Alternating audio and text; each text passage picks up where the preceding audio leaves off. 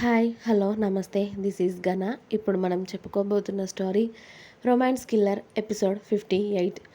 వాడిని శ్యామ తీసుకెళ్ళిందిలే బేబీ. పాలు తాగాడు కదా, కాసేపు ఆడుకోనివ్వరా. నువ్వు కూడా పడుకోరా కాసేపు. రాత్రంతా నిద్రలేస్తూనే ఉన్నావు కదా, పడుకో అని సుహాని దగ్గరికి తీసుకొని, విశ్వాకి కూడా రాత్రంతా లేని నిద్రకి ఆమెను దగ్గరికి తీసుకొని అతడు కూడా నిద్రలోకి జారుకున్నాడు. విశ్వాతో పాటుగా సుహా కూడా నిద్ర పోయింది. 11 గంటల వరకు ఇద్దరు హాయిగా నిద్రపోయి, బాబు ఏడుపు వినిపించేసరికి సుహా మెల్లిగా లేచి ఫ్రెష్ అయ్యి బయటకు వెళ్ళేసరికి వాడి ఏడుపుని ఆడిపించడానికి చూస్తూ ఉంటారు శ్యామ, భైరవ్ ఇంకా ప్రియా, శోభా గారు. అరే నాన్న, ఏమైందమ్మా, ఆకలవుతుందా అని వెంటనే వెళ్ళి బాబుని ఎత్తుకుంది సుహా.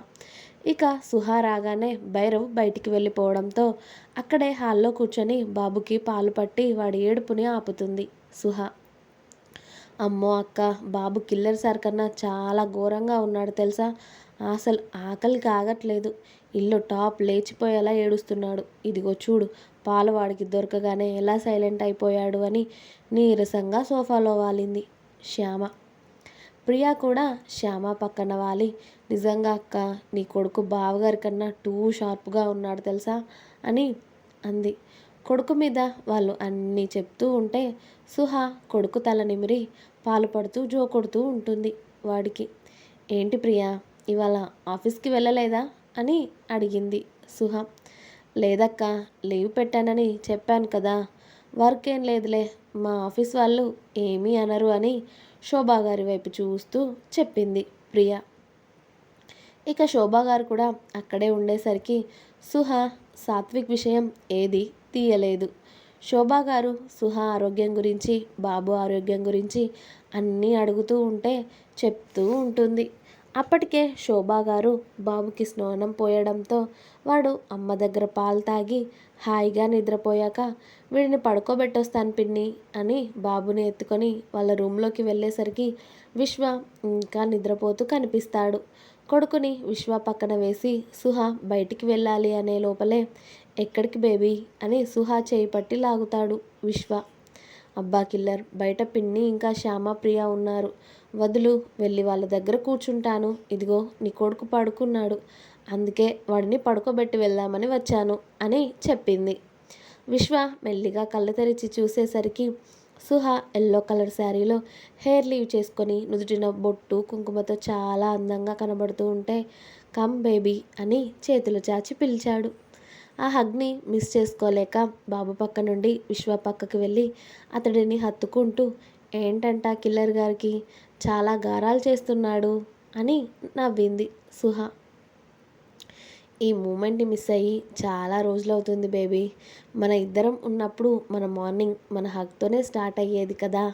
ఇప్పుడు వీడు కూడా వచ్చేసాడు మన మధ్యలోకి అని కొడుకుని చూస్తూ, టిఫిన్ చేసావా అని అడిగాడు.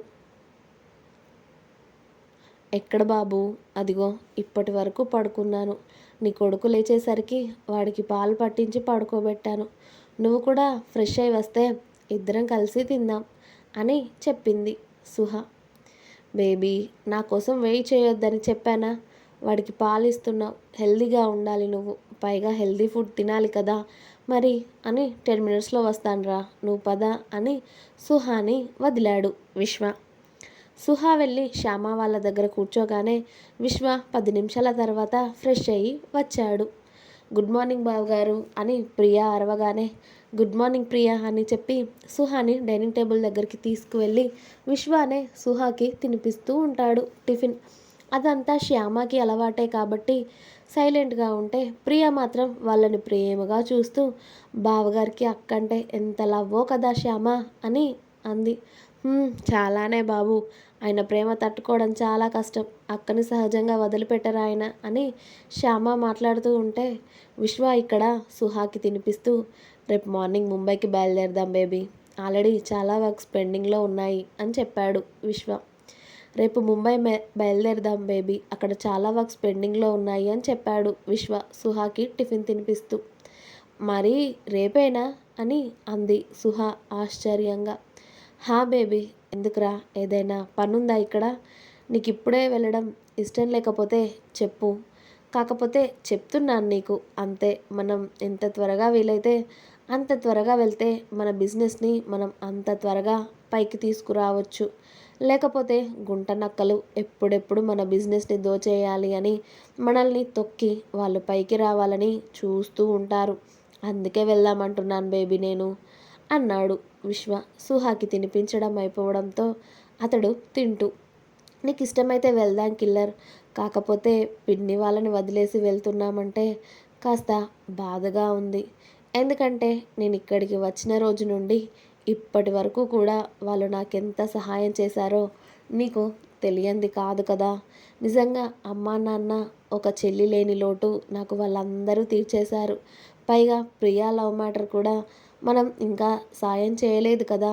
వాళ్ళు మనకు చేసిన సహాయానికి ప్రియా లవ్ మ్యాటర్ అయినా కాస్త హెల్ప్ చేస్తే బాగుంటుందని నా ఆశ కిల్లర్ అని అంది సుహ.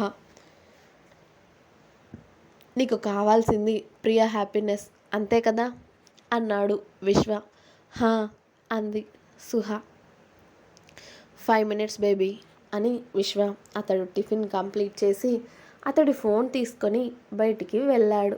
అతడు ఎవరితో మాట్లాడుతున్నాడు అని సుహ హాల్లో నుండి చూస్తుంది. అంతే.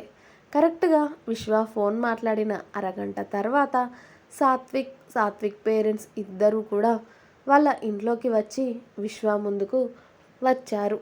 సాత్విక్ తండ్రి గిరీష్, తల్లి సహజ గారు. Bye Vishwak bye. నమస్తే బాయ్. మీరిక్కడ హైదరాబాద్లో? ఇదేంటి బాయ్, మీరు నాకు ప్రత్యేకంగా కాల్ చేసి నన్ను మీ దగ్గరికి రమ్మనడం ఏంటి బాయ్?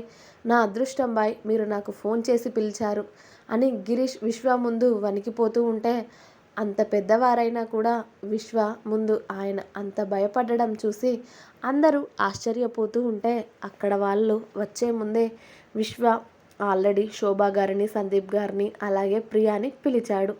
అలాగే గిరీష్ గారికి కాల్ చేసినప్పుడు సాత్విక్ని కూడా తీసుకుని రమ్మనగానే, నేను మీతో కొన్ని విషయాలు మాట్లాడాలి, ముందు ఇలా కూర్చోండి అన్నాడు. గిరీష్ సహజ గారు సాత్విక్తో పాటుగా ఎదురుగా ఉన్న సోఫాలో కూర్చున్నారు.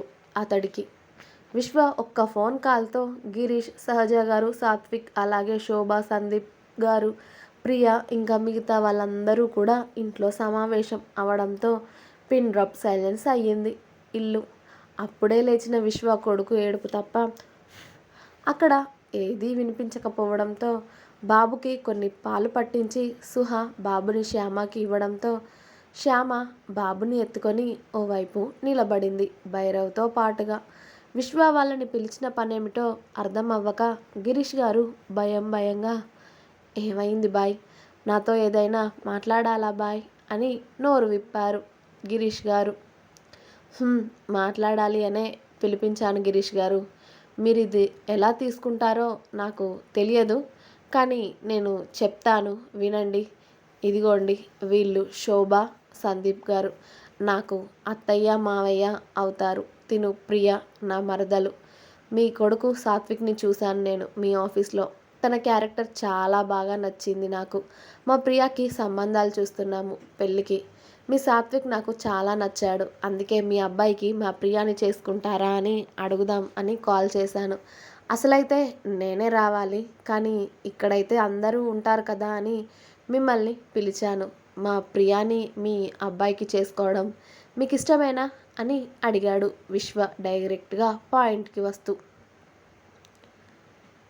వాళ్ళ లవ్ని డైరెక్ట్గా అరేంజ్ చేయడంతో సాత్విక్ ఆశ్చర్యపోయి విశ్వని చూస్తూ ఉంటే ప్రియా కూడా వాళ్ళు ఏమంటారు అని కాస్త భయంగానే చూస్తూ ఉంటుంది. శోభా, సందీప్ గారు విశ్వ మాటలు విని షాక్ అయ్యి అంత పెద్ద సంబంధాన్ని వాళ్ళ కూతురు కోసం మాట్లాడుతూ ఉంటే చూస్తూ ఉన్నారు.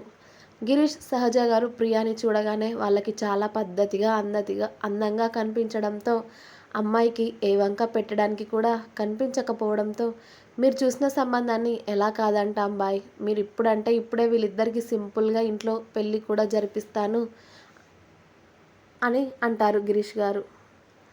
మీరేదో నేనేమైనా అంటానో, లేకపోతే నేను ఒప్పుకోకపోతే మిమ్మల్ని ఏదైనా చేస్తాను అన్న భయంతో ఈ పెళ్ళికి ఒప్పుకోవడం నాకు ఇష్టం లేదు. మీరు మనస్ఫూర్తిగా ప్రియా ఇష్టమైతేనే ఈ పెళ్లి జరుగుతుంది అని, అలాగే ప్రియా వాళ్ళ ఫ్యామిలీ బ్యాక్గ్రౌండ్ కూడా చెప్పాడు విశ్వ. ఎందుకంటే గిరీష్ వాళ్ళకన్నా ప్రియా వాళ్ళు కాస్త డబ్బులు తక్కువ ఉన్న వాళ్ళు కదా, అందుకే ఆ విషయం కూడా వెంటనే చెప్పేశాడు కిల్లర్ బాబు. అయ్యో డబ్బులదేముంది బాయ్, ఇవాళ ఉంటుంది రేపు పోతుంది, కానీ అమ్మాయి మాకు చాలా బాగా నచ్చింది. అలాగే మా అబ్బాయికి అమ్మాయి నచ్చితే మాకు ఎలాంటి అభ్యంతరం లేదు బాయ్ అన్నారు గిరీష్ గారు. ఇంకా ఉంది. మీకు నా స్టోరీ నచ్చినట్టయితే ప్లీజ్ లైక్ చేయండి, షేర్ చేయండి, అలాగే కామెంట్ చేయండి. అలాగే ఛానల్ని సబ్స్క్రైబ్ చేసుకోండి. Please subscribe my